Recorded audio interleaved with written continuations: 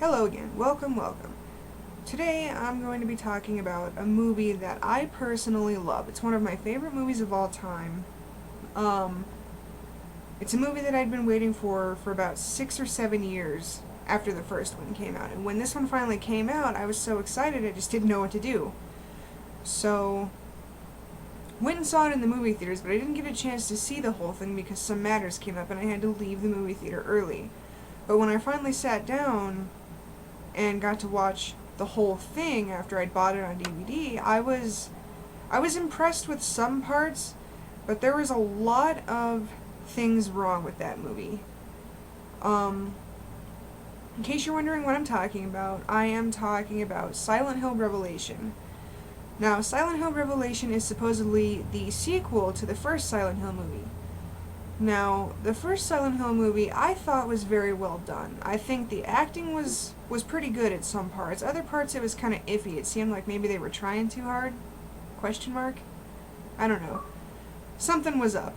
And I think you probably just heard the ding of a notification on my Xbox. My Xbox is on. Again. Yes, I leave it on sometimes. It hasn't burnt out on me yet, thank God. So yes. First movie I really enjoyed. I saw it 4 times in the movie theater, and I was just so excited.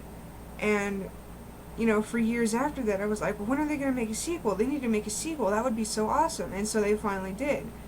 And the thing that made the sequel all that much better for me is they used my favorite character in the Silent Hill series as a whole, Heather Mason. Now, Heather Mason has been my favorite character since I played Silent Hill 3. Yes, I've played all the other ones, but Heather Mason was the only one that really stuck with me. She was the one that I could kind of relate to, because the age that I was playing it, I was young, but I was roughly the same age as Heather. I was younger than that, though, because Silent Hill was an old game. So, but yeah, Silent Hill Revelation, it pleased the fangirl in me, and it displeased the logic part of me, and let me explain why. Now, a lot of people you come across, a lot of the hardcore Silent Hill fans, fans of the game and movie, will tell you that Silent Hill Revelation is a nonsensical mess riddled with retcons.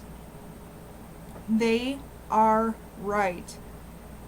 And I kind of did a pun right there, but some of you might not get it, because there's a scene in the movie when Heather meets the memory of Alessa, and Heather says, "They say you are a demon," and memory of Alessa goes, "They are right." Yeah, I just kind of copied that because I'm G like that. That's how I roll. Anyway, but Silent Hill Revelation is indeed a nonsensical mess riddled with retcons. Now, if you don't know what a retcon is, do yourself a favor, pause this video and look it up, because it will help explain a lot more about what I'm talking about if you know what a retcon is. So, pause the video, go look it up for me, and then come back and continue. Okay, so hopefully you guys did that. Now, one of the first things that blew my mind about Silent Hill Revelation was the fact that Heather is there. And, Heather is not her real name. She's actually Sharon from the first movie, but they were running from the Order for so many years, and Heather kept changing her name and changing how she looked to try and hide from the Order. Her dad changed his name, she changed her name, and eventually she settled on Heather. And I wish people would stop coming online and ruining my video. But, in the first movie, the final fight scene where adult Alessa on her hospital bed kills everybody but Rose, Sharon, and Alessa's mother, Dahlia. There was a scene in there when Sharon and Dark Alessa locked eyes. That was the time in the movie where they recombined to be, one full incarnation of Alessa. And Sharon, she became whole again. And Rose took this little girl to lead her out of Silent Hill, not knowing that it was actually Alessa. She thought it was still her little adopted daughter, but it wasn't. So, even in the commentary for Silent Hill, I don't think the American version has commentary on the DVD, but I think some other versions do, like the European versions of the movie. They might. That's what I read. But, they recombined and became one whole being. But in Silent Hill Revelation, as you watch the movie, you will see that Sharon and Dark Alessa are once again split. Now, there is no explanation as to why this happened. There is nothing to back it up.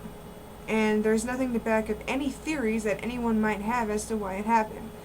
So, that's one of the really big retcons in the movie. That's one of the ones that made observant Silent Hill fans go, what the fuck just happened here? Because the scene on the carousel, towards the end of the movie, where Heather/Sharon, is running from the Order, and she runs into Dark Alessa, who shifts into a dark version of Heather, which in the game is actually the memory of Alessa. And in this one, she's just Dark Alessa. And she's, they have some dialogue, and there's a conflict going on, and then there's the scene where it looks like they're hugging. And yeah, they are hugging, but it's not a hug. It's a battle of will to suck the other in. What they're doing is they're trying to recombine again, and eventually Heather wins. So they recombine once again. And that's one of the things that really bothered me, is because when I first watched the first one, I knew right away that Sharon and Alessa had recombined again because of the blank look on Sharon's face when she was, entering the house with her mom. It just didn't seem right. And I knew that there was going to be a sequel because something wasn't right there, and they were still stuck in the fog world. So, it was just very, very confusing.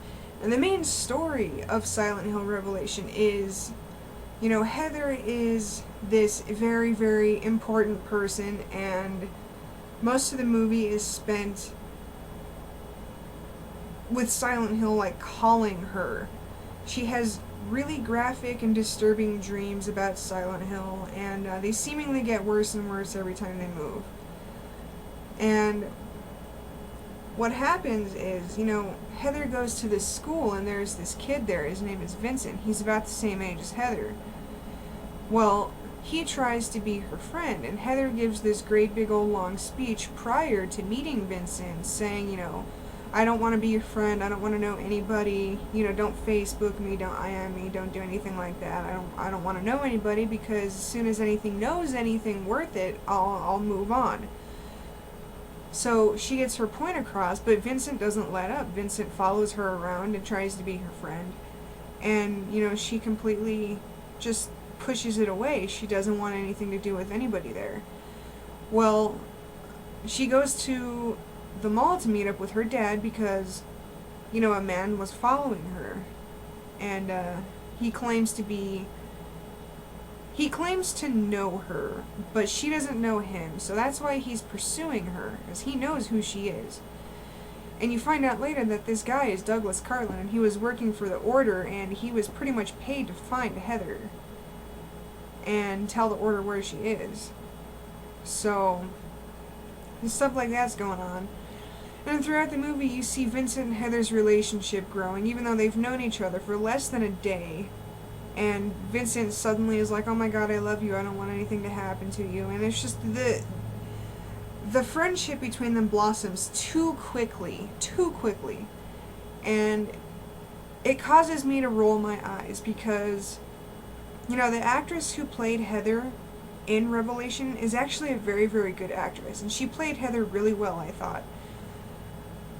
And what bothered me was the fact that Vincent was, getting so close to her and having these feelings for her, even though they just met. And Vincent's role in the movie is actually to find her and try to bring her back to Silent Hill. He works for the Order. He's actually the High Priestess, Claudia Wolf. He is her son. And he was born for this mission. He was born to find Heather and, bring her there. So what happens is Heather's dad gets captured by the Order, which in turn causes Heather to go to Silent Hill to look for him. And I understand that. I mean, she loved her father. Her father was all she had because she grew up knowing that her mother died in a car accident. And, you know, Christopher / Harry is all she has. So she treasures him. And he goes missing, so she's going to pursue him. And I can completely understand why. Because when you love something so much, you won't give up until they're safe again. That's just the way it works for most people. So, you know, throughout the movie had a lot of great effects to it. The otherworld transitions were just amazing, I thought. The fact that they put some 3D stuff in this movie was really stupid. I mean, I think 3D is overrated, and it gives me a headache anyway. So I never watched the movie in 3D. And, I'm not going to ever watch it in 3D because some of the places that they use the 3D for, it's still stupid, I think. There's a scene when when Douglas gets his fingers cut off by this creature called the Missionary, and his fingers fly towards the screen. I can see why they wanted to put 3D in right there, but they shouldn't really be mixing 3D with these kinds of movies. Horror movies and 3D don't really mix sometimes, and this is one of them. So, there was a lot of stuff that they took from the third video game and tried to, like, reenact it in the live-action movie. And some of it they did okay, some of it they completely flopped on. One of my favorite scenes in the movie, and even though it really doesn't make much sense, I still love it personally because it's my favorite boss. My favorite boss in a live-action movie. Who could ask for more? And it was the carousel scene with Heather in memory of Alessa. I thought it was awesome. I seriously thought it was awesome. The first time I saw that part, I had to go back and rewatch it about 6 times because I just could not take in how awesome that scene was. I mean, they did it really, really well. And I just thought it was badass. That was my favorite part of the movie. There was another part of the movie that was okay. It was where Pyramid Head fights the Missionary and ends up winning. One of my main issues with the movie series is that they threw in Pyramid Head just because. And they threw him in, I think, because he's an iconic enemy in Silent Hill 2. They reused him in Silent Hill Homecoming as well. And then they threw him in the movies. But my problem with that is Pyramid Head was linked to James's mind in Silent Hill 2. He was there to exact punishment for what James had done. And yet they go and they throw him into another movie when he was supposed to be special for Silent Hill 2. I don't know, it just doesn't make any sense to me. In general, though, like I said, Silent Hill Revelation did fulfill the fangirl in me, the Silent Hill 3 fangirl. But as a fan of the movie series, excuse me.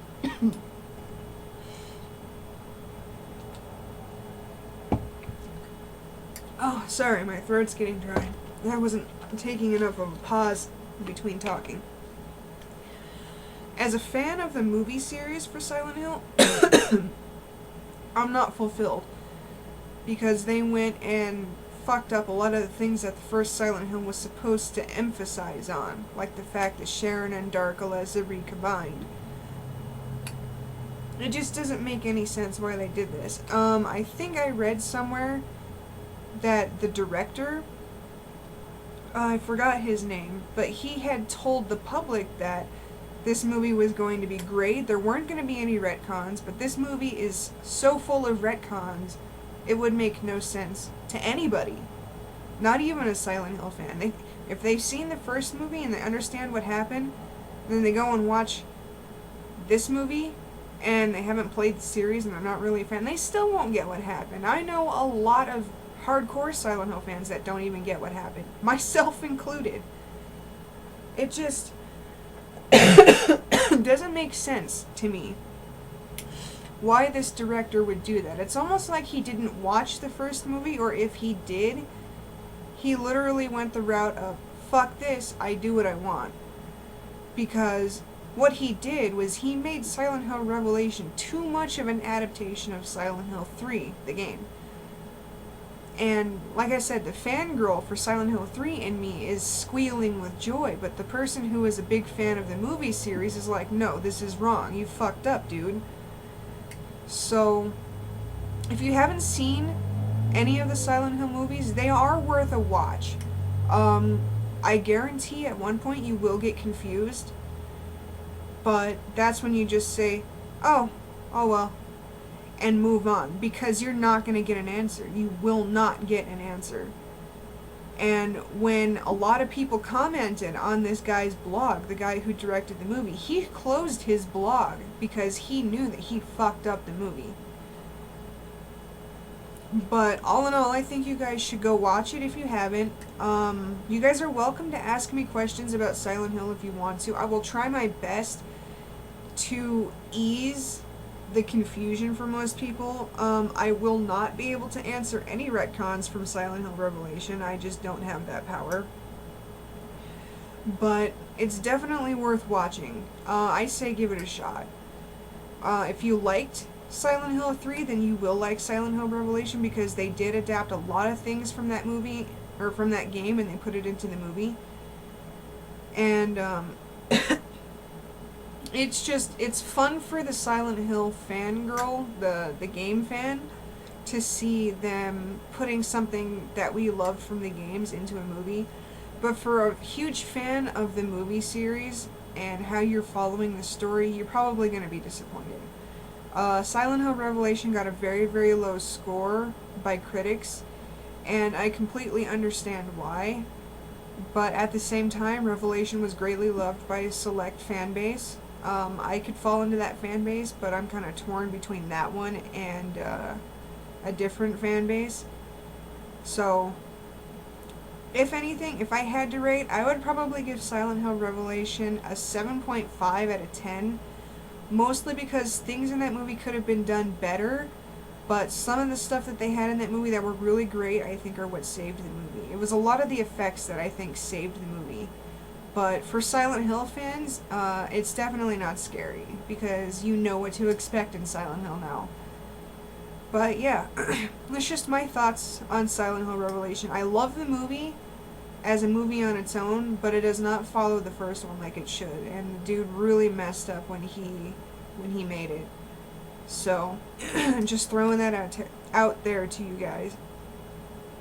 But, yeah, this was my Silent Hill Revelation review. If you have questions, feel free to send me a message or post them in the comments section. I don't mind. Thank you for watching, and stay tuned for my next videos. Gonna have some gameplay videos coming up. I should be starting my Silent Hill 2 playthrough here pretty quick like, when I get some time. I'm not gonna have very much time. I'm gonna be doing some stuff here, and my stepfather is going to be having surgery on the 26th of this month. So we have to go to Reno for a couple days while he has that done. I probably will be doing some Dead Island Riptide videos too. I have the game already pre-ordered and completely paid for, so when I go pick it up, I'll probably record some random gameplay of anything, or I might even do like a blind walkthrough. But I would want to do it online co-op with friends, because Dead Island isn't really all that fun by yourself. So if a couple other of my really good friends get that game, I'll ask them if they would like to be part of a blind playthrough, and if they say yes, then I'll probably get some videos of that up. So stay tuned, and thank you so much for watching, and I hope that you guys at least check Silent Hill Revelation out. Yeah, it's worth it in its own way. I mean, it's good. In its own right, it's good, but it's not good following the story. So that's that for my review, my personal review on Silent Hill Revelation, and stay tuned for reviews in the future, and I will talk to you guys later. Thank you for watching. Subscribe if you want to, and I will see you later. Bye.